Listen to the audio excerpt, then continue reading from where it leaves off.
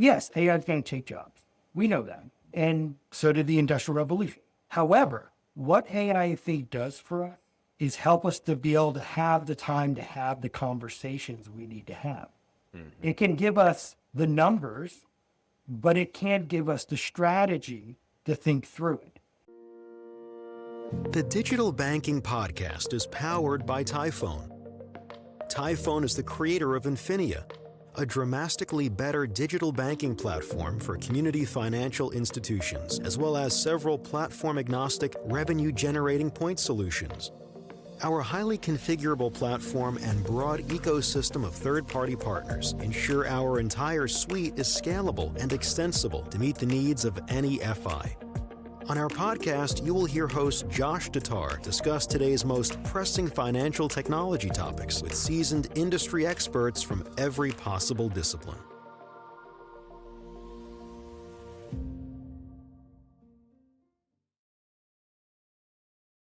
Your podcast hasn't officially made it until there's ads in it, but this is one you're not going to want to skip past. And if you do, feel free to hit that fast forward 15 seconds button twice. Ever wonder what gives me my energy and enthusiasm during these podcasts? Outside of my relentless desire to learn about, connect, share, and build up community FIs and their mission to support the communities they serve, it's coffee, and lots of it. Now, you want to know what's better than your regular old coffee? How about donating $5 to the Children's Miracle Network hospitals through Credit Unions for Kids every time you purchase high-quality, ethically sourced coffee that also provides living wages to coffee farmers. So if you want to listen to this episode with epic levels of caffeine-induced focus and help kids in need, head to javaforkids.org to learn more and buy a bag or 10. Thanks. Welcome to another episode of the Digital Banking Podcast. My guest today is Jamie Sumner, partner at VB Sentry LLC. Okay, what does a high school dance DJ and a guy with 20 plus inner tubes have to do with helping community financial institutions? Well, you got to dig a little deeper to find the connection, but it's right there with Jamie. But before I connect those dots, you need to know a little bit more about Jamie. Now, I told him this before, so I hope he doesn't mind me repeating it.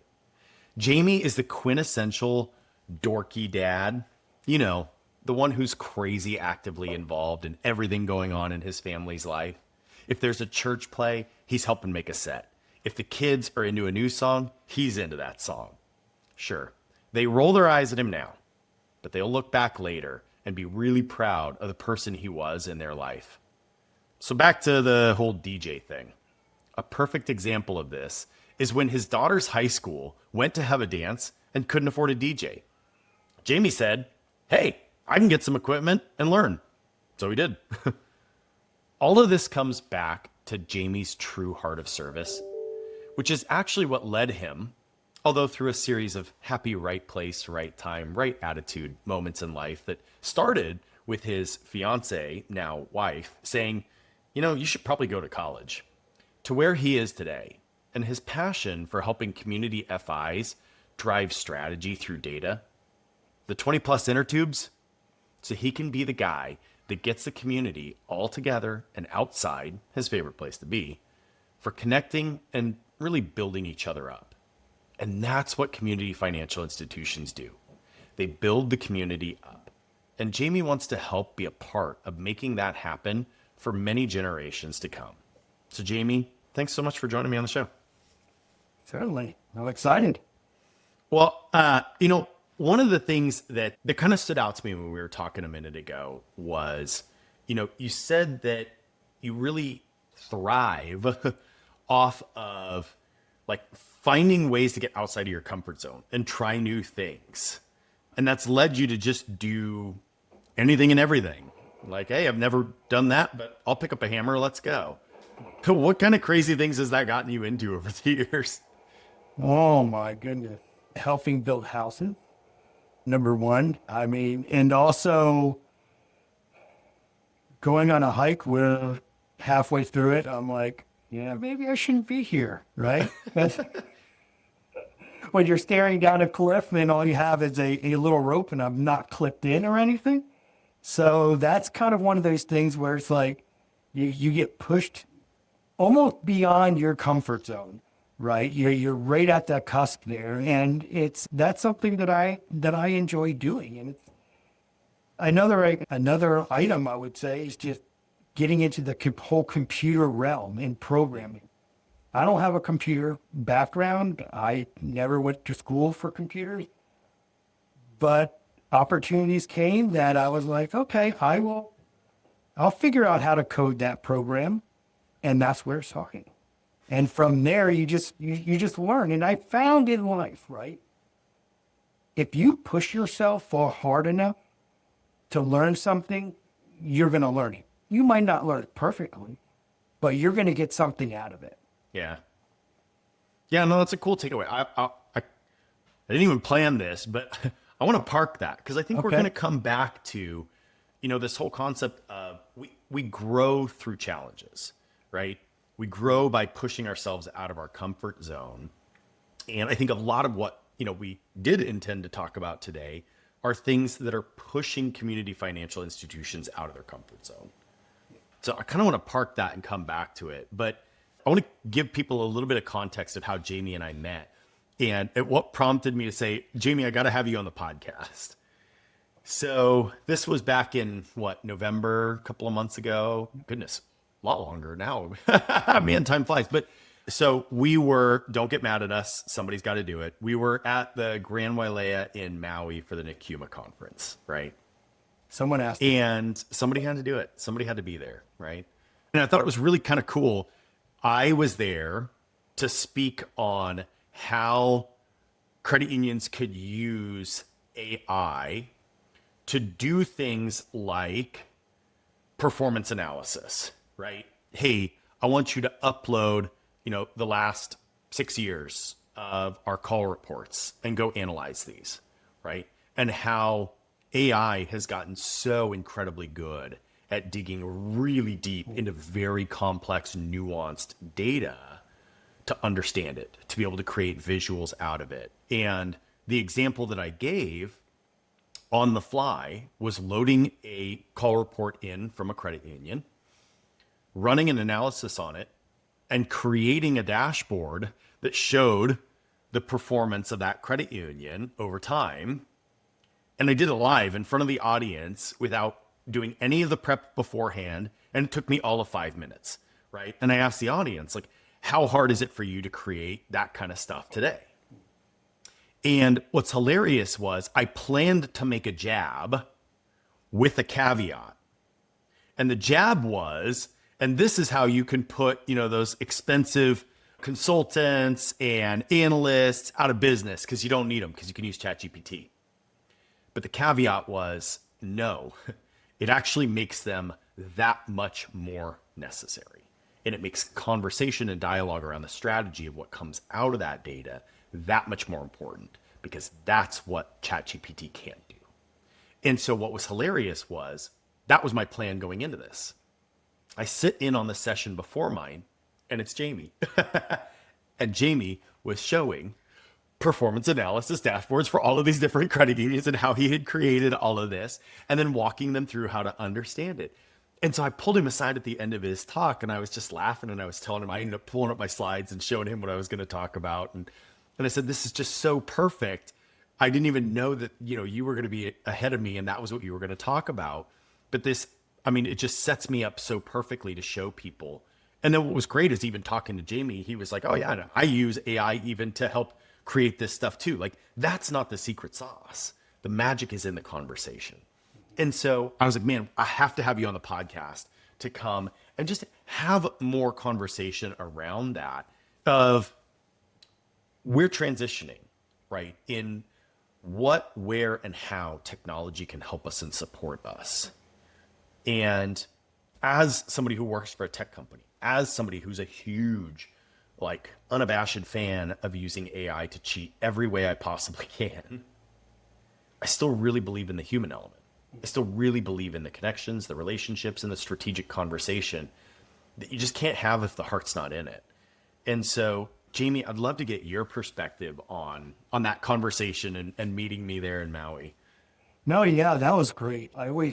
enjoy the opportunity to go to Maui, but it's even better when you just learn and meet new people.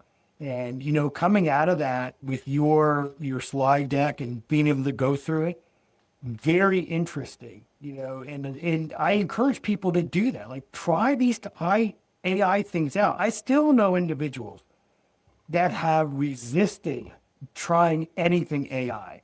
And with that, the whole thought process of, oh, well, it's going to ruin everything. And it's going to take jobs where, it's going to take our jobs. And what are we going to do? I said, and to them, I say this. Yes, AI is going to take jobs. We know that. And so did the Industrial Revolution.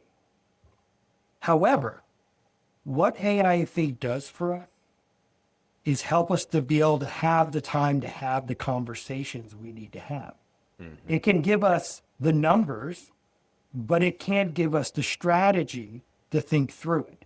And so when we were coming out of that, talking with you, seeing your slides, and walking away and getting onto a plane, I had time to think through, where is this really going? Like, when we take it to the nth degree,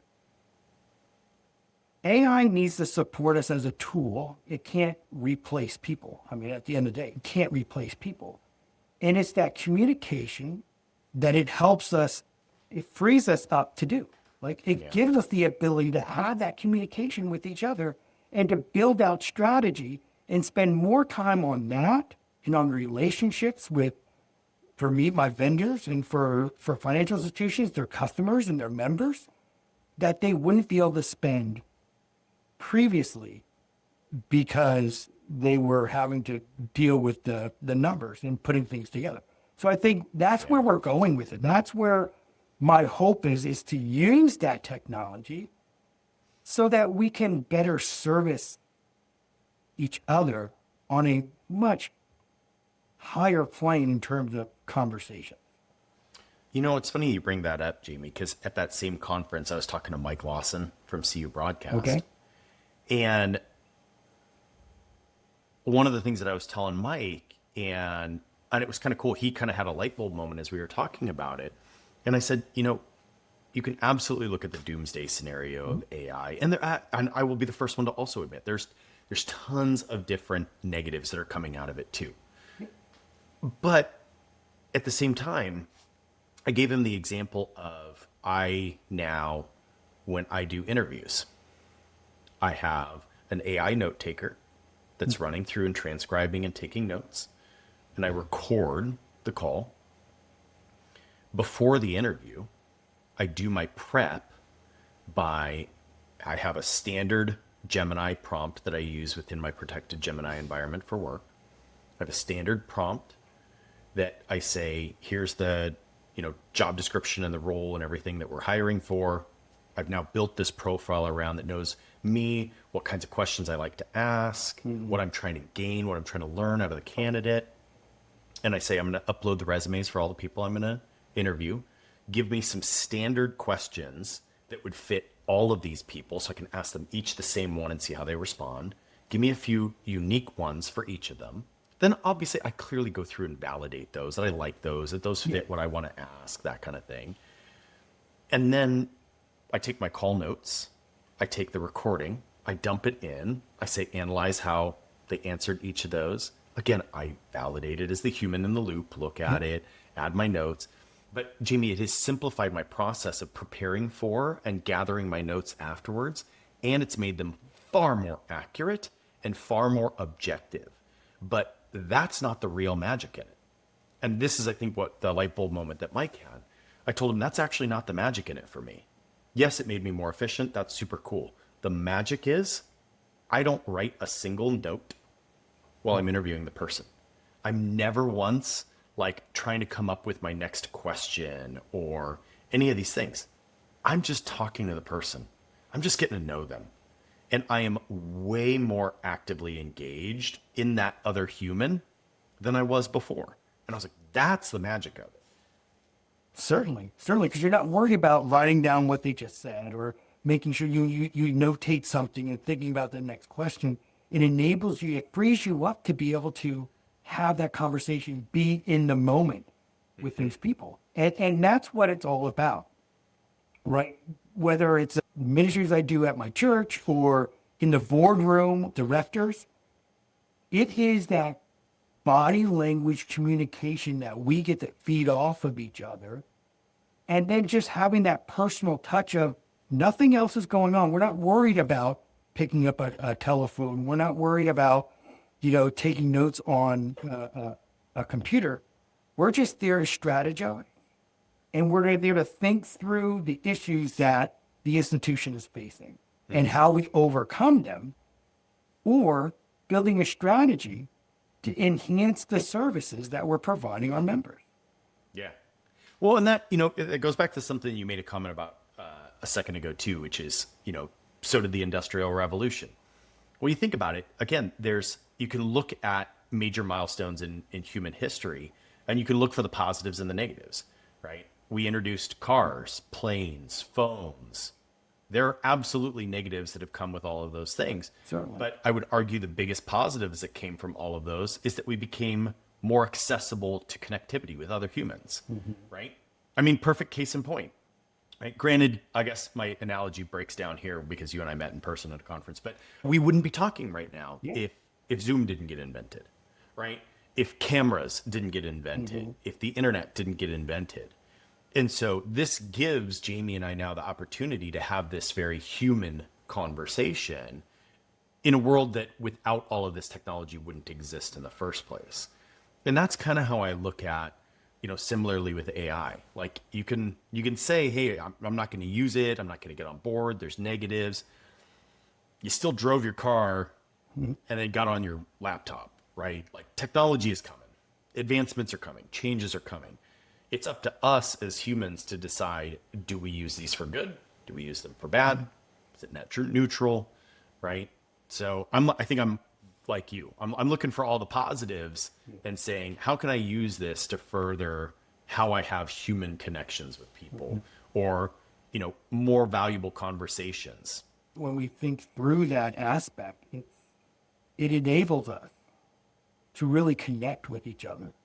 And for instance, like think about the fact that the self-driving car is here, right? So you said you knew about driving your car. Well, pretty soon, in the next 20 years, I think the majority of cars are going to drive themselves. And right now, that's scary. I mean, you think through it, that's pretty scary, but that technology continues to improve. And that's going to be able to then allow us to have conversations with the passengers and not worry about driving the car.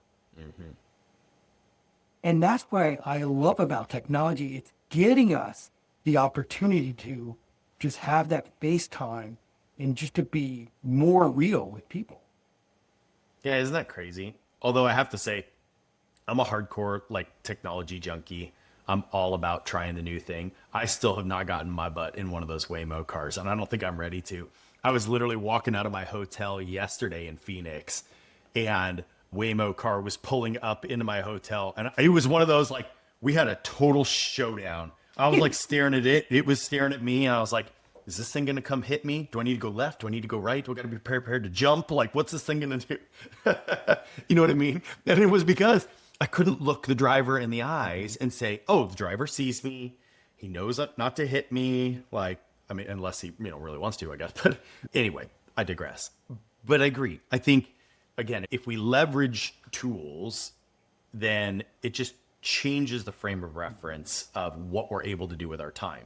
And so that kind of comes back to, that's a big part of your business, right? And what you're doing is having conversations with financial institutions, and it's very deeply rooted in the data. So you've got to go through and take the time to go through all of that data.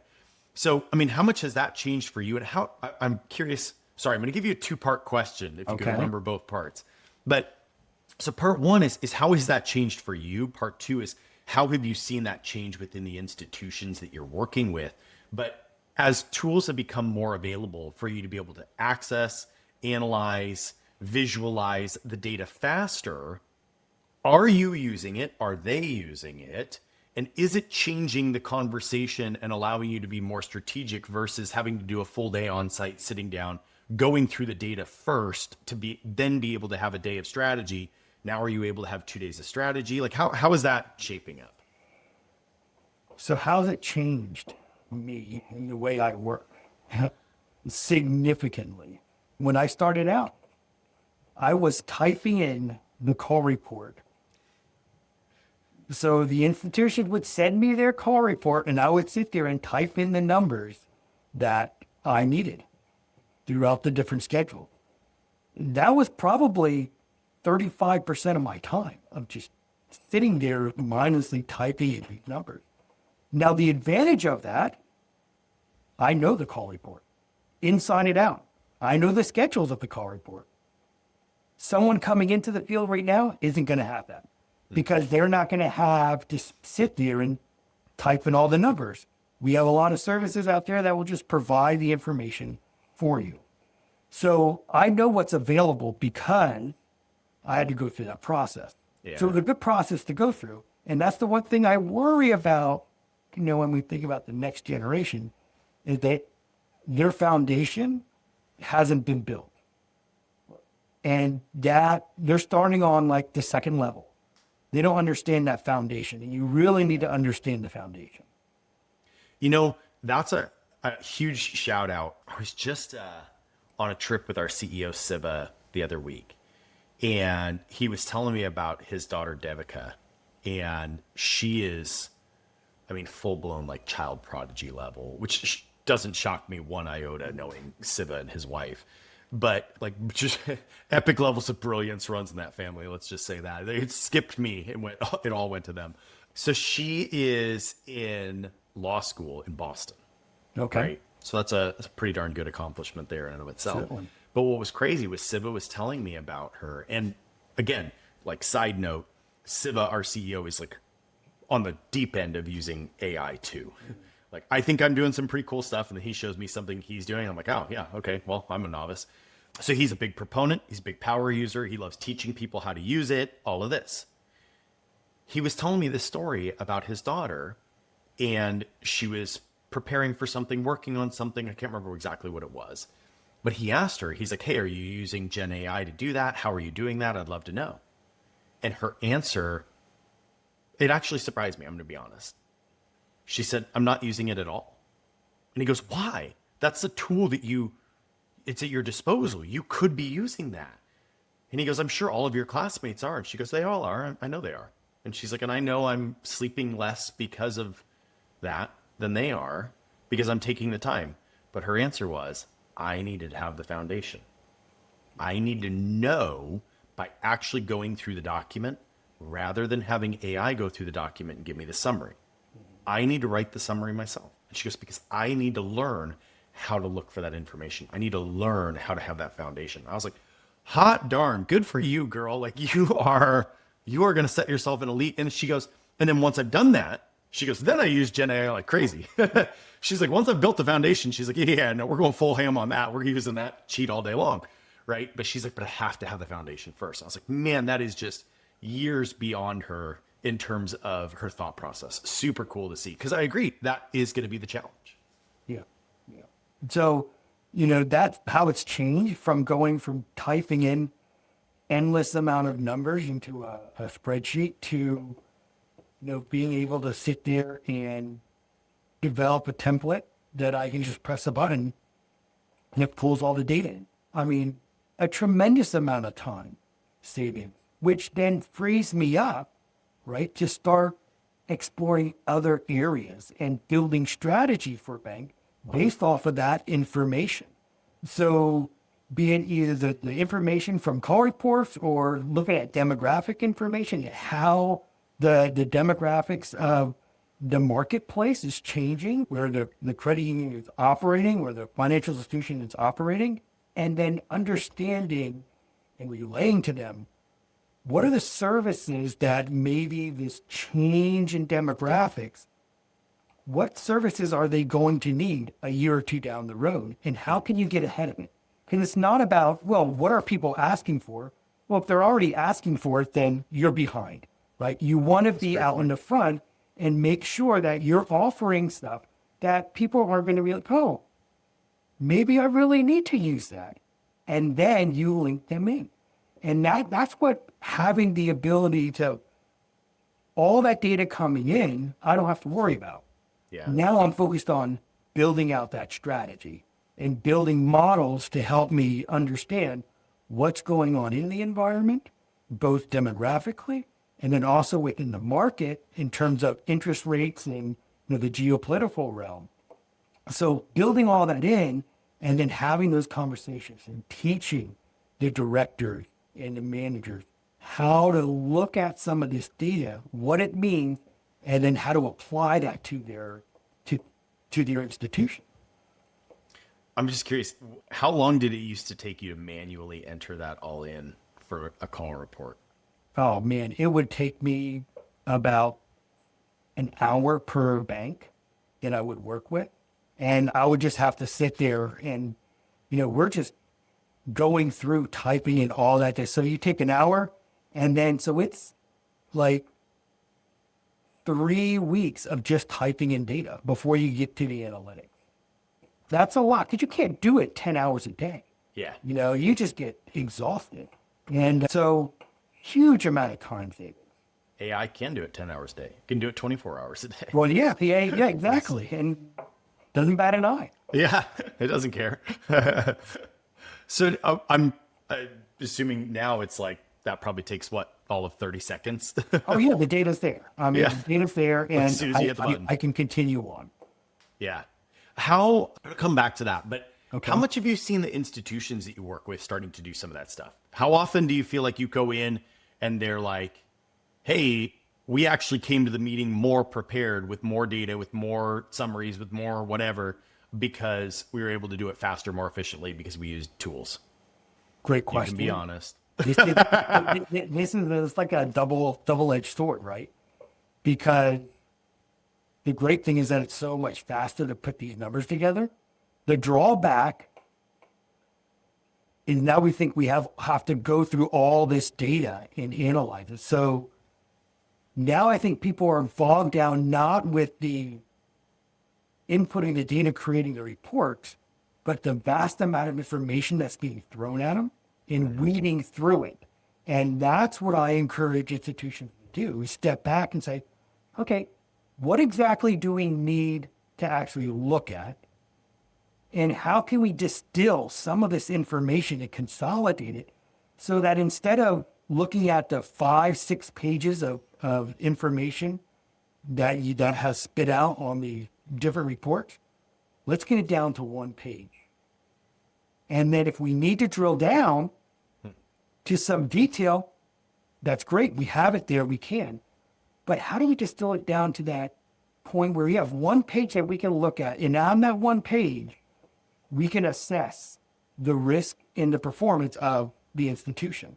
Because they go together, right? You can't separate those two. I'm big at doing that profiling, that risk and reward.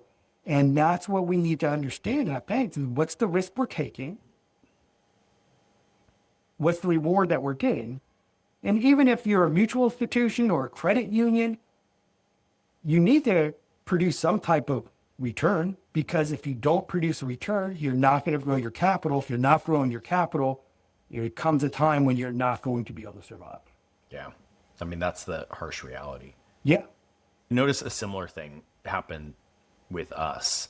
We'll have a guy on my team who's just another one of these. Makes me feel really, really not smart when I hang around him. And I love it, guys. And he's really kind of taken on ownership of all of our company data and really analyzing it and visualizing it and everything. And that's one of the things that I noticed for us too, right? It was just like all of a sudden I could boil the ocean. I had like everything at my fingertips.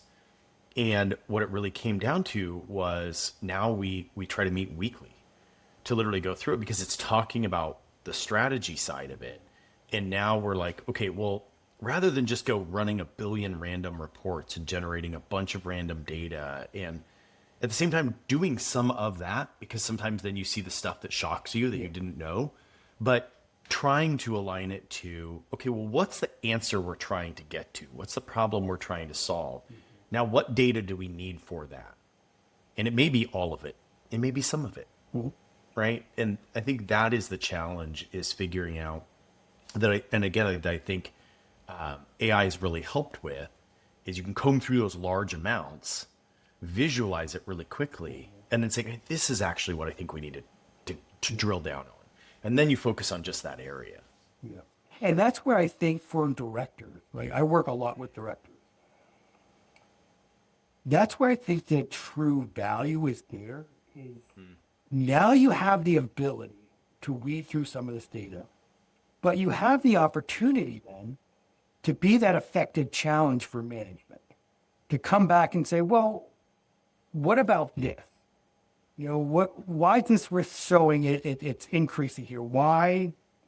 Can you answer that question? As a management team, when I was talking to some of my students, as a management team, you can't take that as a hit. Like, oh no, now you're impacting me in the way I'm doing my job. No. As a manager, you should be willing to say, okay, that's a great question. Here's X, Y, and Z to explain that away. Or, wow, I didn't even think about that. Let's explore that, and we'll go back and look more into that. And I think that's the important thing that managers and even C-level staff, you have to be willing to sit there and say, you know what, I don't know right now, but I will find out. That's the key. And the finding out, AI can help you with that. Yeah. To be able to weed through it. But that's the opportunity that, for my mind, for directors, it helps directors have that effective challenge. And it helps managers then to sit back and say, okay, I can either answer that question because I know the answer, or I need to come back and say, okay, I will give you an update next week or tomorrow on that because I don't know the answer right away. Yeah. Yeah, Jamie, I think I'm probably like a lot of people in this regard, that especially if I'm acting in some sort of managerial, supervisory, board type of role, I'm really visual. And so it's really hard for me to look at a giant spreadsheet and make sense of it, right? But if I'm looking at a graph and I see this and it just stays constant, that tells me one thing. If I'm looking at a graph and it stays constant but growing, that tells me one thing. If it's going down, that tells me one thing. If there's a random spike, that tells me something, right? And that's a lot easier to pick out and then be able to have the strategic conversation around. And again, we're going to sound like a broken record, but I feel like that's one of the things that AI has really, really helped me with, is rapid prototyping of visuals, which is crazy. I mean, again, you can probably verify this. Like, it used to take me forever to build out a spreadsheet and build out tables and then use that data to turn it into a graph, and then to work with Microsoft Excel to try and get it to turn into a pretty graph. Like, oh my gosh, that took a lot of time, right? And now I literally don't have to do any of that. I don't even have to table the data. I mean, I can very, very simply go in, and we'll just use, one of the examples from my AI presentation that we were talking about, right? I can literally very simply go in and I can drop in 4 call reports, and I can say, show me a graph of our ROA over the last, 4 periods. Bam, 30 seconds. I have a beautiful chart. I don't like the chart. I want it to be a bar chart, not a line chart. Great. Prompt change to X. Done. Another 5 seconds. I have a new chart, right? Like, that ability to prototype the visuals so that I can see it in a way that makes sense to my brain. And I don't even have to be a data expert. I can literally be dumb me and I could just go into Gemini and be like, so that doesn't look right. Can you show it to me a little bit differently? And bam, I've got it, right? I don't even have to be the expert in that, but then I can be the expert in what I am the expert in. And that's saying, okay, what is this data telling me about our business? What's this telling me about our strategy? Is it effective? Is it not effective? Is it inconclusive? Like, what have I learned from this? Yeah. And, financial institutions today have so much data coming at them. And they have so much data on their members, on their clients, for their loan portfolio, for the deposits, the transactions, that you can glean a lot of information out of that data set. historically very difficult. Now it's still difficult, but it's a lot easier to do today than it was 5 years ago. It's a lot easier to do it today than it was 2 years ago. You look ahead a year, like we're not talking decade, we're like a year. March 19th, 2027, it's going to be a different landscape on the AI front. Oh, yeah. I mean, the rapid improvements that they're making is crazy, and I've seen it, Yeah. right? You start working with some of these applications, these programs, and it's amazing what the changes have been over the last just 5 months. I'd like to get your perspective on this, Jamie. I think as you're talking, it makes me think the challenge is no longer analyzing the data and being able to understand what's in the data. The challenge is getting the right data and all of the data into a central place. And I think the tools have gotten so good, they're no longer expensive, out of reach, hard to deploy. Like this stuff is pretty easy to do now. And to your point, I mean, give it a year, it's going to be even better. So the challenge is no longer that. The challenge is for a financial institution, think of all the different data sources that they have and to get a really clear, cohesive picture of all the different things that they would want to know into their business.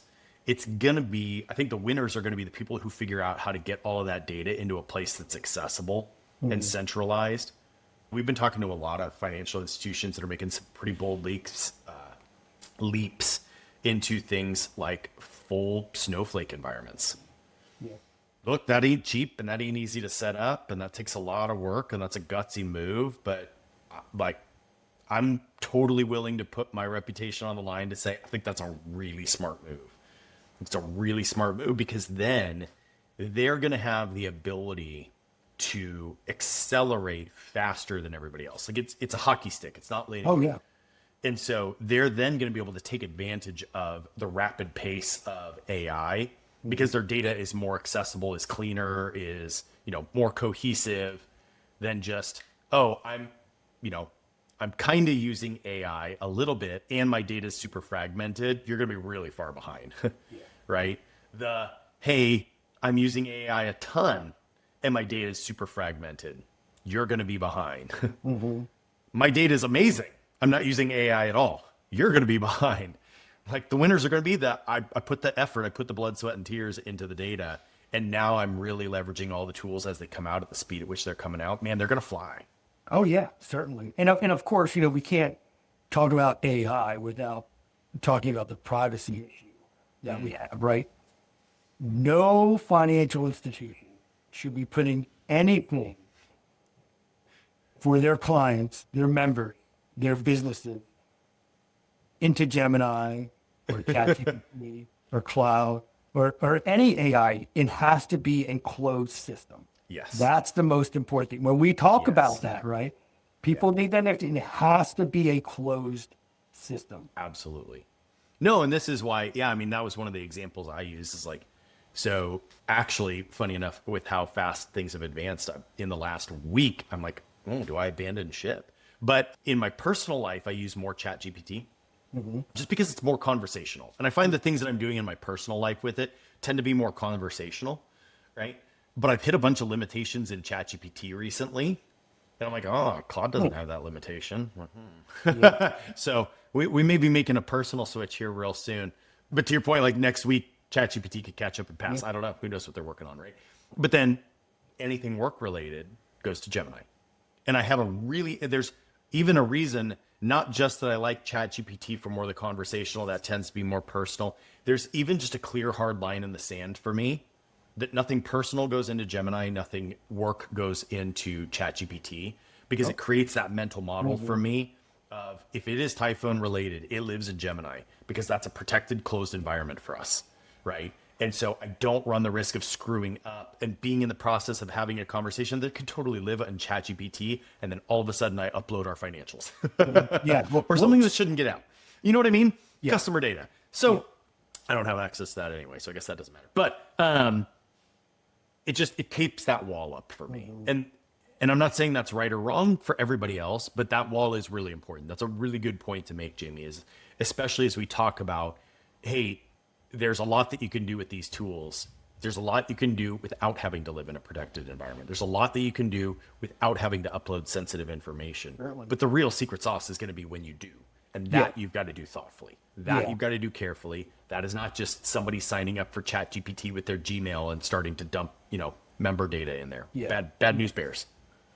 Yeah, and that is so very important. Even on the personal side, you just got to be careful what you're putting into it, because with the paid versions, that's the data kind of sort of secure. Kind of, except for the fact that they'll totally admit to you that they don't give one crap about your data privacy. So I always say, just be very careful. Treat it like your social security card. You're not even supposed to laminate your social security card. Like, that's why you need to treat it like that. Like, that's some information you just don't put out there. But when we're walking through the aspect of how's it changed, we're going back to your question, your second question, how's it changed what I've done? It's ever evolving.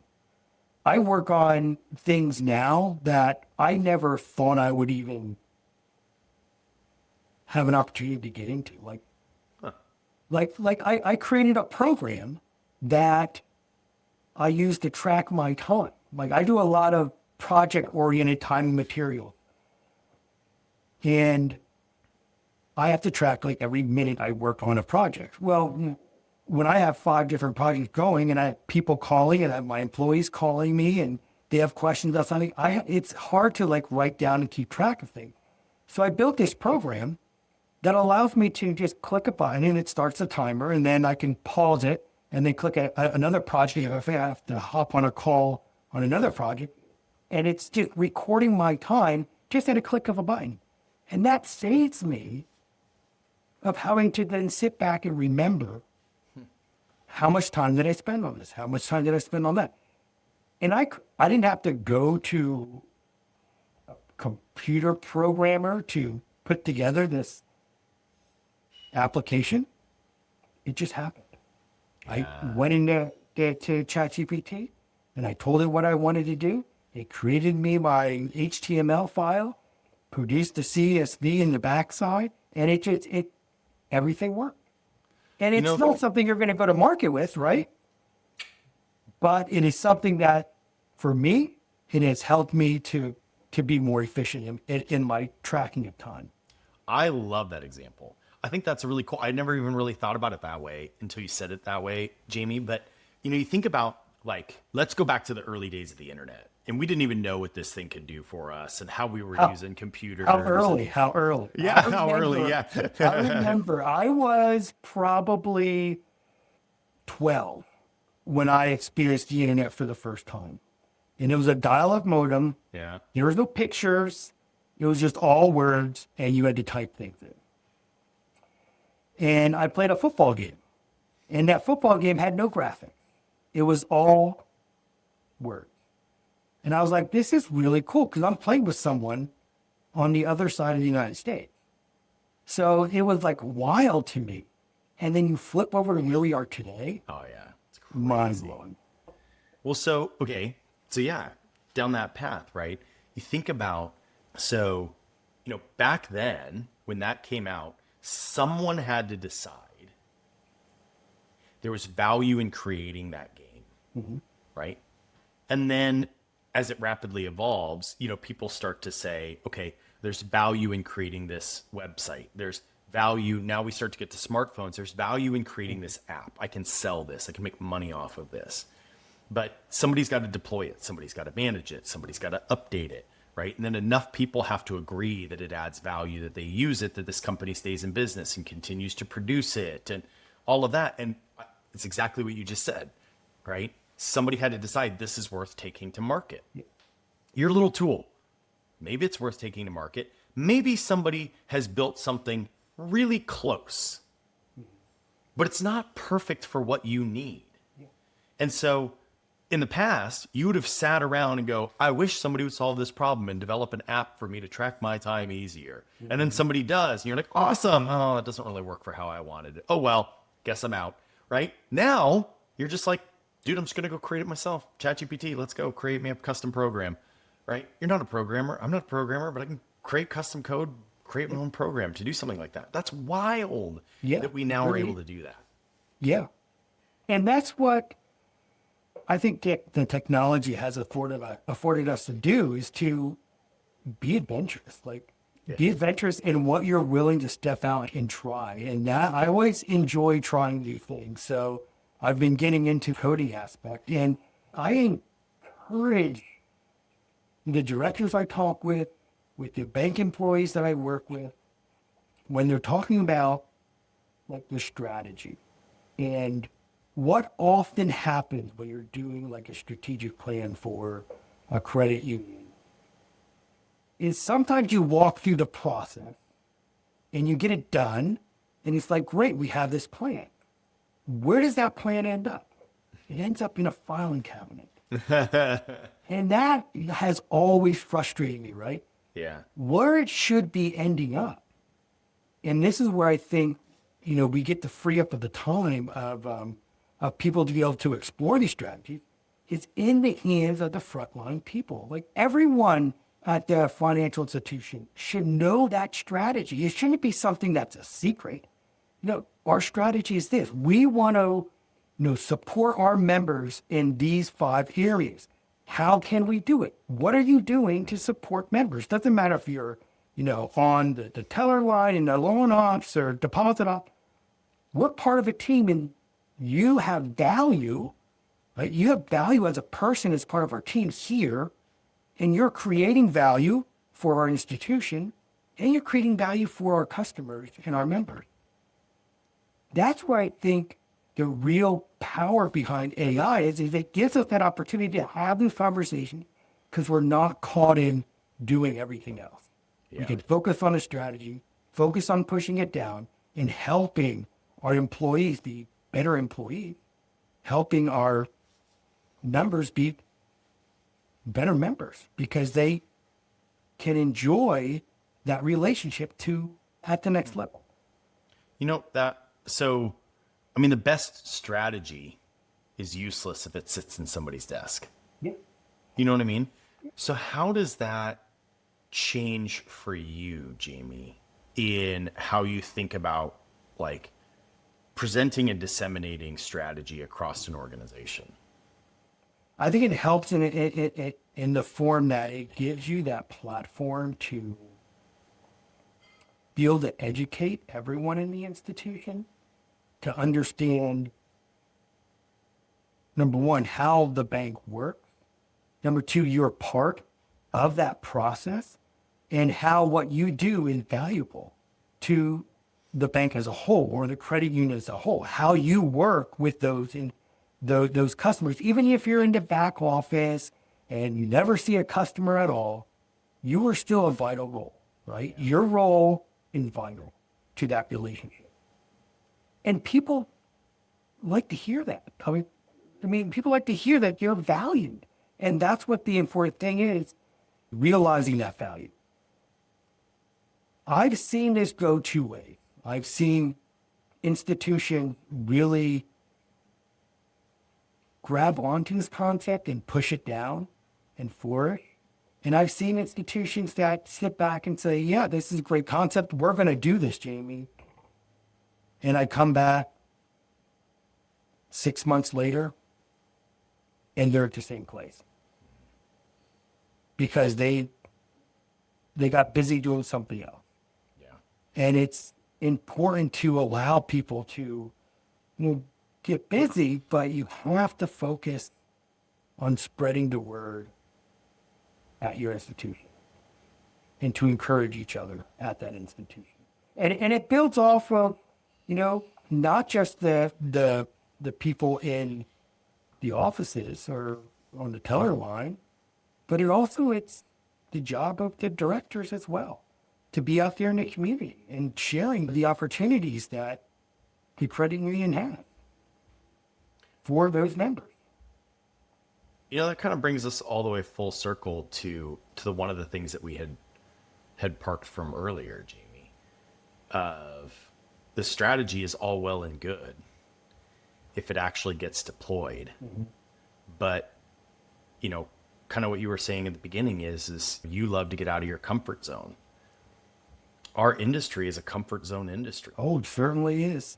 Like, I'm sorry, friends. I may make some enemies with that statement, but the reality is there. We're very much so a comfort zone industry. We've done a lot of things the way we've always done them because it's always worked. Yeah. The trick is it's not working anymore. And we have to be really honest about that. And so, if we're doing all of this data analysis, if we're doing all this strategy planning, and we say, hey, what we're doing isn't working, we have to change, and then it just goes in a filing cabinet, and we just keep doing what we always keep doing, we're not going to grow. We need to push ourselves out of those comfort zones. We need to be willing to try new things. We need to be willing to experiment. I get it. Within the bounds of being a heavily regulated industry, right? There's challenges that come with that. But within what is within our control, we've got to explore that. We've got to think about how to do things differently because, I'm sure your data would support this. Our industry's not growing a ton. That's a problem, friends. Yeah. Jamie and I are sitting here and we're big advocates for this. We want our kids to grow up and bank with community banks and credit unions. We love that sense of community and the impact that it has. But if you're not around, you're not around. And you got to stay around. You got to stay competitive. You've got to make money to be able to do all the good things that you do with it. Yeah. And you constantly have to think, like we talked about before, what are the new technologies, the new services coming down the pike that your members are gonna need? And then be in the position to offer those services so that you don't start having a consolidation or contraction in your overall membership. And that takes us to the whole thought process of where do we see community banks going in the next 10 to 15 years? You look back to the turn of, when we turn the century, right? We 1999. Y2K. Y2K, right? baby. Oh my goodness. Y2K was such a big deal. And then January 1st came. And And it was a non-event. And Maybe it was a non-event because we were prepared. Because there was so much fear, we were prepared. All right, that's great. But back then, when internet banks started to come out, right, it was all, branching is no longer going to be around. Banks, there's not going to be any brick and mortar institution. Here we are, 26 years later. And we have many more branches today than we did back in 2000. So we know that the community financial institutions have a part in our economy. It's not going away. We just have to think through the process of how is that changing the face of our institution changing. And to be honest, I think most institutions have been very agile in this, in developing out their services for their customers. Getting into the online banking slowly for some institutions. Other institutions are, more aggressive in that, and that's great. You need that, right? Community financial institutions oftentimes tend to have a let's wait and see aspect. Let's not be the front runner in it, but I think it's encouraging institutions to maybe not be the front runner, but maybe fourth or fifth down the line so that you can see what you need. And it also builds around where are you located. If you're a rural institution, you probably don't have to be that much of a forerunner. But if you're in a metropolitan area, you have to, because that is how you're going to service your members. Yeah. And it's understanding, right? The whole know your member, understanding who your members are and what they need and servicing them. And then helping to educate your members. I'm a big proponent in educating members on technology, educating members on just overall financials and budgeting and, financial awareness, helping the younger generation come up and understand what a dollar bill is, what a penny used to be. Think through that aspect. What a penny used to be. They're no longer minting pennies. Yeah, isn't that crazy? I'm not gonna lie, that's a weird one for me to be like, oh man, I'm gonna be around when I remember actually using pennies to buy things to the day where they stop minting pennies. Like I'm gonna see both of that in my lifetime. Like, There was a quarter store when I was growing up, and there was penny candy. And you'd walk in, you get 3 pieces of unwrapped candy for 1 penny. Right? Now you can't use pennies anymore. I mean, you can use them, but you're not going to get them back. yeah. I mean, that's the amazing thing is that everything would be, increased to 5 cents. It's just boggles the mind. I know it's been a topic for many years to get rid of the penny, but the fact that we've done it, we stopped minting it, it's amazing.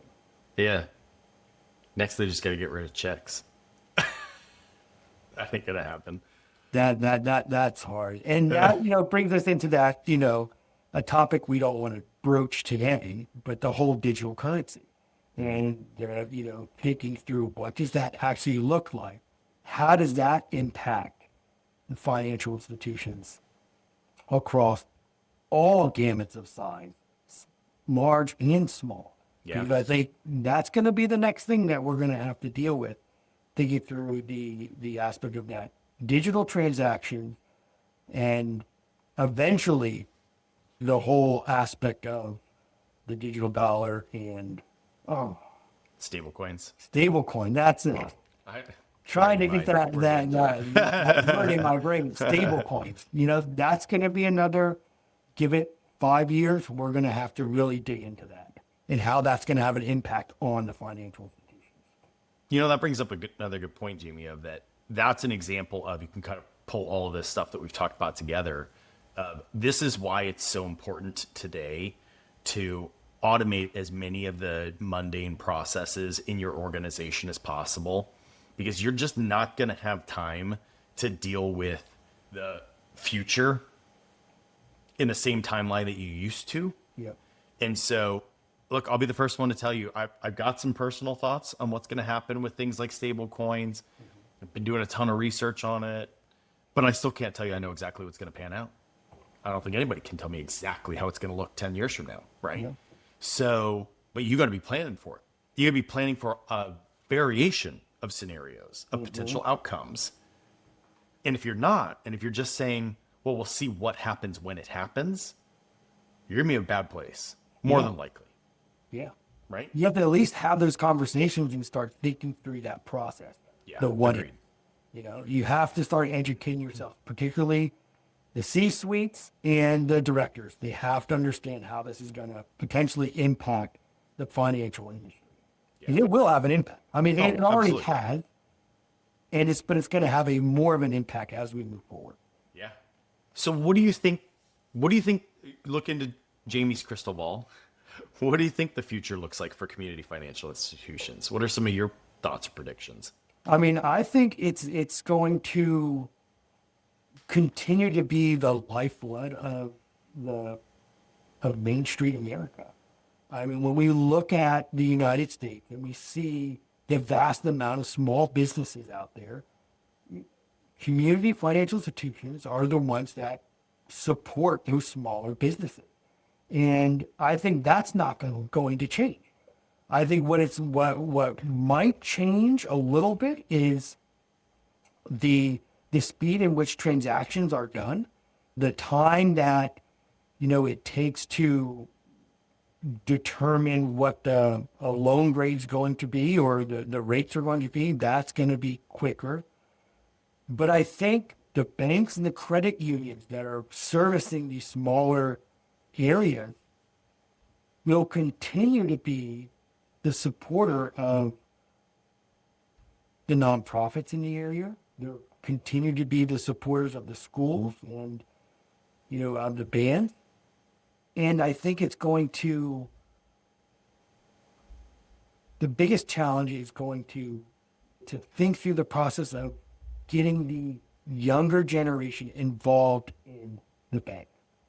Because right now, I mean, how often do our kids go to a branch? Rarely. Really. I mean, I think my 14-year-old, he has probably been there 10 times over his life, and that's just because he was with me. And we went to see Santa Claus 6 of those times, you know? Every year they have Santa Claus here, so that's where he went. I would love to see that. I want to see that data point in, like, how often do people visit branches and why? Yeah. Once a year, Santa.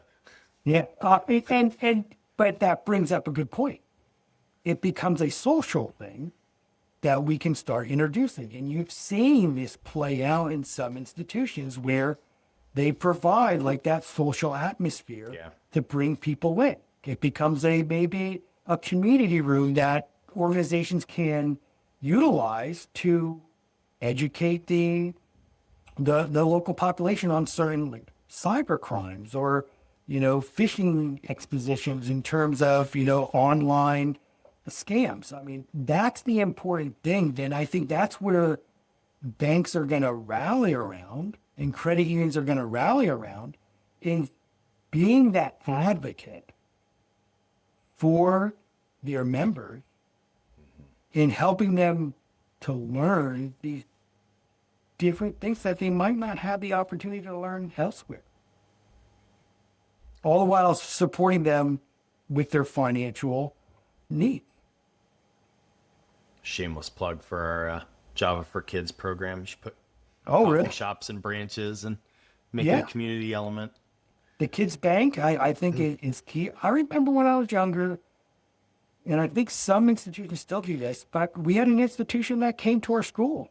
Yeah. And when I was in elementary school, you know, and opened up a small passbook saving. That's what it was. You know, that gets you introduced to it.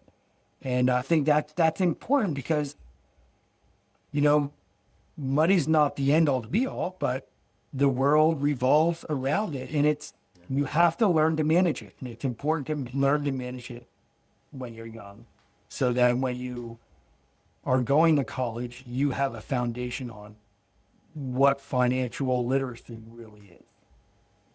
So how do you think the digital age has changed that for us? Like what's different for kids in this generation versus yours and mine versus our parents?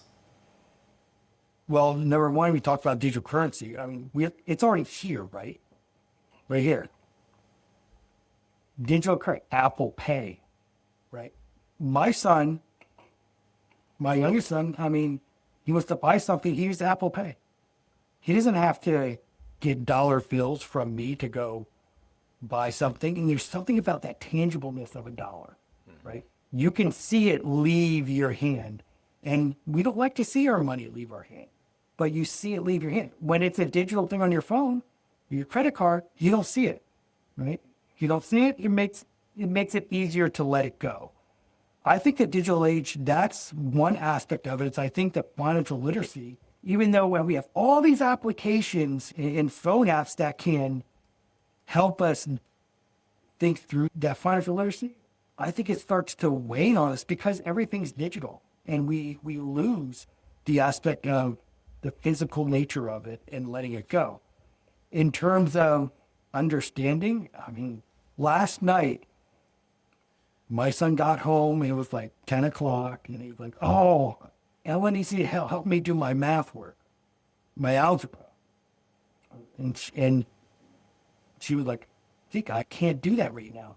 I was like, Zeke, I'll help you. Oh, Dad, you don't understand this. Like, what do you mean? I can do algebra, you know, cube roots, and yeah, let's sit down and look at it and go through it. And he comes over with his paper. I said, well, where's your book? He said, oh, we don't use the book. I don't understand walking through the examples that they have. Like, what do you mean? You don't understand? Because he's used to having it all on video, right? So we sat down. I'm like, get your book. We'll go to it and we'll start to walk through it. And this is how you figure these things out. Write it down step by step and walk through He's like, wow, I didn't know you knew all this. Because you never asked. I mean, math is my thing. I love math. But that's the aspect of sitting down and looking at a page and digesting it and understanding what he's trying to teach you and walking through that process of teaching yourself. I think that's beginning to wane a little bit because we just have all this stuff in our face all the time.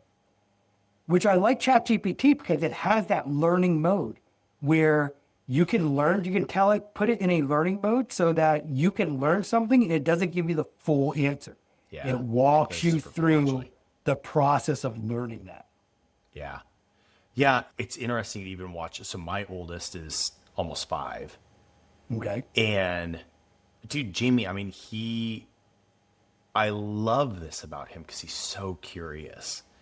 And he's learned how to ask Alexa for answers. And it's super cool. I mean, the other day he and I were talking about here, or we'll go real deep down the rabbit hole here, but we were talking about the World Credit Union Conference this year is in Australia. Okay. And my wife was like, oh my gosh, are you going to go to that? And I was like, absolutely not. Like, Jamie, I am afraid of nothing. I will do anything. Nothing scares me. I'll jump out of a plane without batting an eye. Like, nothing scares me except snakes. And those things terrify the crap out of me. And Australia has more of them than anywhere. And they all want to kill you. And I was like, no, not happening. Not going. So my son was like, I want to know more about this. And so what does he do? He immediately asks Alexa. He goes, Alexa, tell me about how many dangerous snakes there are in Australia. And then she starts listing them. And he's like, well, which one's the most dangerous? And then why? And it was just cool to watch his little brain have this conversation with her. And he was learning about venomous snakes in Australia, right? And so I'm like, one, that's so cool that he's got all of that information so accessible to him. And thinking back to me at that age and how I would have had to go get in an encyclopedia, dude. I would have had to literally go find the encyclopedia, find a page about venomous snakes in Australia, read the darn thing. So I can tell you, 5-year-old me would not have done that. No. So he just got information faster, better, right, than ever. But to your point, there's also an element that he didn't learn, and it was how to go get the information other than just asking Alexa. And so I struggle with that as a parent. Like, I really struggle with that as a parent. I'm like, one, this is super cool. One, this kind of worries me. So how do I make sure that I raise him and my daughter up to understand how to solve problems on their own without stunting their ability to use the technology that's available to them? Yeah. And so that goes back to, what you were just saying, that it goes back to Siva's example with his daughter in law school too, right? Yeah. Super cool to see she recognizes that. And she's like, hey, I'm going to figure out how to do it. Then I'll use the tools. I'm going to figure out how to do the math problem by hand. Then I'll use the calculator. You know what I mean? And then, then you have both. So I think there's real opportunity for kids to be more intelligent and educated and efficient than we ever were.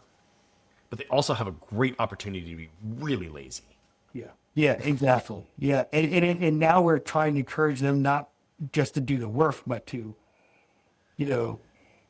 it's one thing to do the work, but it's understanding it and doing the process behind just answering the question. Yeah. Where that research aspect, I think, is going to lag. Just because, like you said, it's easy to go and ask Alexa or ChatGPT for this, and it's there. Within 30 seconds, you have all the information that was in the Encyclopedia Britannica. And that, communication that your son had with Alexa, that was think about, the Discovery Channel. I mean, that was National Geographic, but dynamic, right? It was interactive National Geographic. And that's something I wish I had when I was younger, because that would have been so cool. Right? But we didn't. I know. That is an interesting, sorry, again, this just opens up a totally side conversation of just, information is really powerful. And education is really, really powerful. And I remember as a kid, it was the rich kids had the big encyclopedia. That was absolutely, maybe I'm just crazy, but I remember that being like, that was a sign of being wealthy, was having information Yeah. and having access to information I didn't have access to. And now you think about that playing field has been so incredibly leveled. How cheap is it for, I mean, kids today, literally all you need is a device and access to the internet and a free version of ChatGPT, and you are light years ahead of where I was as a kid in terms of access to information. So I think it's also done a really big thing for helping to level the playing field for people. Oh, certainly. Certainly. I mean, you look at, take for me, for instance, I deal a lot with information. There's a lot of sources out there that previously, you go back to the beginning of my career, and I just didn't have access to. Now a lot of the stuff is free. I can get, I have to still have to pay for the Wall Street Journal and the Bloomberg Online and to really dig into some of that stuff. But a lot of that information can be accessed for free. The amount of information that's on the economy, on the performance aspects that are out there from, Fred, from the St. Louis Federal Reserve, tons of information that you can use to analyze what's going on with inside of the U.S. economy. Tons of information on Bloomberg in terms of, what's happening at geopolitical. But it's not just the information here in the United States. We're able to get a good perspective in terms of what's going on around the world and how that might potentially hinder or help us here in the United States. So the access to, information is huge, like you were saying, and it does level that playing field. I mean, I used to have to go to the library to get an encyclopedia to do the research. And now, like you say, a free version of ChatGPT has way more information in it. And it's dynamic where we can talk back and forth with it and really start to drill down. So when I'm looking at that information aspect of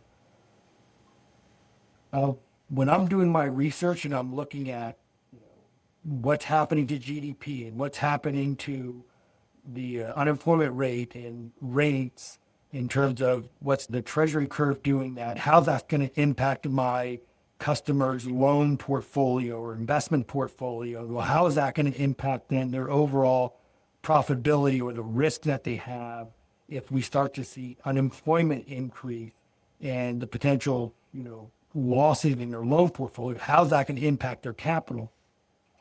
The information, that I look at, oftentimes a lot of that is free.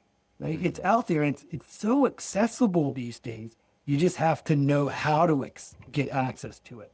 Yeah. And that's what I've been walking through a lot of my customers, teaching them like where to get that access. I teach at a number of banking schools, and that's one of the things that we do in one aspect of like looking at your market area is how do you drill down into the demographics of your market?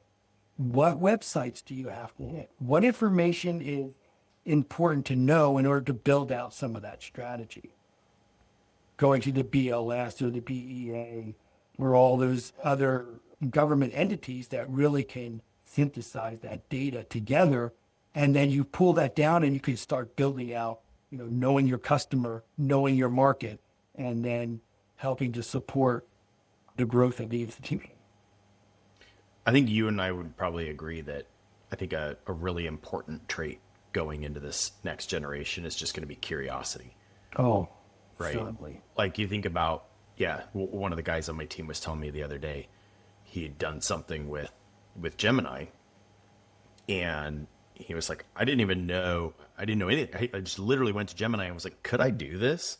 Mm-hmm. And it was like, yeah, you could. Here's how you would do it. He's like, I don't know how to do that. So the next question was, great. Walk me through how to do that. Yeah. Teach me how to do that. And now he did it. And so it just started with genuine curiosity.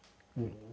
Yeah. Yeah. And this past weekend, I was down visiting my oldest son and his wife down in Virginia Beach. And we had never done like stargazing, like real stargazing, like going to a place where you could see the Milky Way.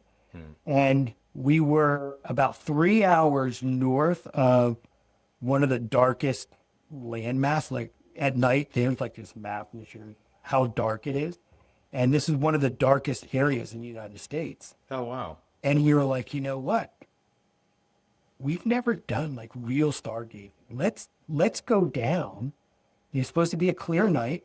Talking about information, we can look at a map of the clouds and how thick they were. And so we knew where we had to go to see these stars. So we took a 3.5 hour drive down to a part of the Outer Banks in North Carolina. What an amazing display of the stars. I mean, cool. Absolutely crazy. And not just the stars, but being able to see the haze of the Milky Way. And you sit there without any technology, you look up and you see all these stars. And it's amazing to think that while we've seen all these changes in our life and throughout history, dude, the stars are still the same. Yeah. So it gives you a sense of like consistency. Right? We are consistently in this place that the stars that I'm looking at are the same stars that people 1,000, 2,000, 3,000 years ago saw. So when I sit back and I think about all the changes that technology brings, like that's interesting and it's great. But it's also important sometimes to sit back and say, just look at the stars. Just sit in a dark, dark place. Look up at the stars and say, you know, while we've advanced this far, we're still under the same sky. And the same stars are there. And if need be, we can navigate with those stars. Yeah. That's the amazing thing. You know, or not to get super philosophical on this podcast, but I mean, I think it's also a reminder when you do something like that. I don't mean this to sound in a negative way, but just how incredibly insignificant we are. Oh, yeah. And just how small we are, right? And that does a good job of grounding us, I think, if you do it right, in saying, yeah, we've got all these crazy things and ChatGPT and all these advancements in technology, but man, so many things that we do are just really insignificant. And at the end of the day, if you can just be a good human to people around you, it's not that hard. There's a pretty big ROI on it. Certainly. That makes it a little bit more significant. Yeah. You know? So all this other stuff becomes a little inconsequential. Yeah. And then it makes it easier to do, I think. Because then you're like, oh, this is kind of exciting. This is like, I would like this to actually be, you know, meaningful. So how can I turn this into something meaningful? I want to go back to one thing, dude, too, just as a plug for people who are listening or watching. You know, you were talking about the element of your son paying with Apple Pay versus a crisp dollar bill. It's pretty back in our archives, but episode 16 is still crazy relevant to today. And it is with Merla Vandenacker. She was, at the time, a PhD student at Warwick University. And her PhD thesis was on, like, the emotional and psychology of money. And she talked about, like, I'll steal a little bit of the punchline, but you have to listen to the whole podcast to get where she was going with all of this and what her real recommendation was. But her point was, if we really actually gave a crap about people's finances, we would go back to basically a barter-based system. Because we're so incredibly disconnected. When your son taps Apple Pay at the store to pay, not only is he not taking the $100 bill out, he is so incredibly disconnected from how hard dad had to work to make that $10. No clue. No clue. So there's no link behind what I had to do to earn that money to spending that money. And that's creating a really big problem in our society. So yeah, she had a fascinating take on that. Okay. Highly recommend people go back to episode 16, listen to that. And that's a good, I need to reach out to her and see if I can get her to come back and do an update. That'd be pretty interesting to get her. That would now. be. Yeah. Jamie, you know, you also referenced being able to access the information and things. Before I let you go, I got to ask, where do you go to get information? What are some great insights you can share with folks about how they can go get this information? Yeah, I mean, you know, there's so many free sources out there. I just look at the NCUA in terms of, doing these dashboards. Or if you're a bank, the FFIEC. But, for the most part, where I'm getting a lot of my information, Fred provides me a lot of information. That's the website Fred, run by the Atlanta Fed. Yeah. Not the Atlanta Fed, sorry, the St. Louis Fed. St. Louis. But that's a great place to, collect some economic statistics. And then to build off of that, looking at, the Fed beige book, it's put out there once a quarter. It gives you great information on, how the economies are doing in those different districts, in each of the districts. And, sometimes it could be a little dry, but, it's giving us that information. It's a good pulse on the economies in the area.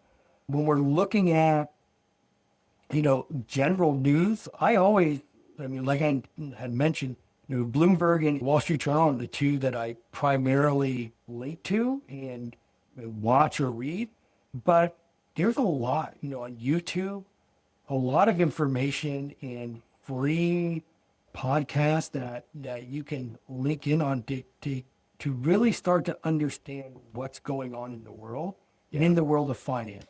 And to keep abreast of like the stable coin and the digital currency. And it's just oftentimes just about having the knowledge and understanding. You don't have to be an expert, right, in all this information, but it's important to at least have somewhat of a common knowledge of what's coming down the pipe and how it could potentially impact you individually, and then also the credit union or bank at large and your members. Well, and Jamie, if people want to come to you for the source, how can they connect with you? How can they connect with your company, learn more about what you do, what you offer? Yes, certainly. I mean, everyone has a website. Hit mine at bellinghammaxwell.com.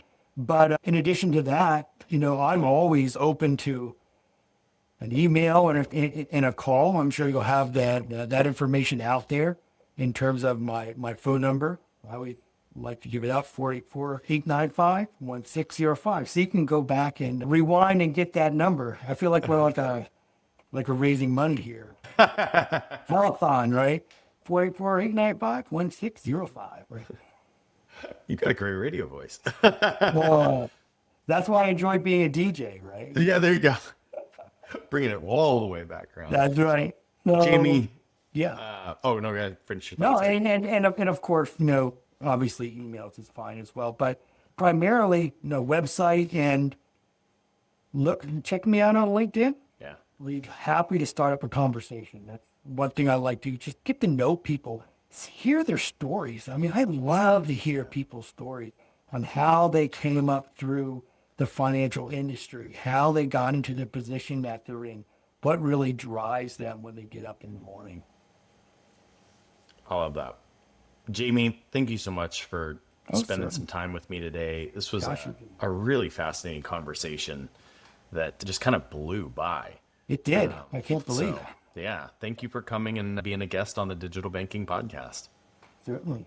Thank you for having me, and maybe we'll do it again sometime. Thank you for listening to the Digital Banking Podcast, powered by Typhone. Find more episodes on digitalbankingpodcast.com or subscribe on Apple Podcasts or wherever you get your favorite podcasts.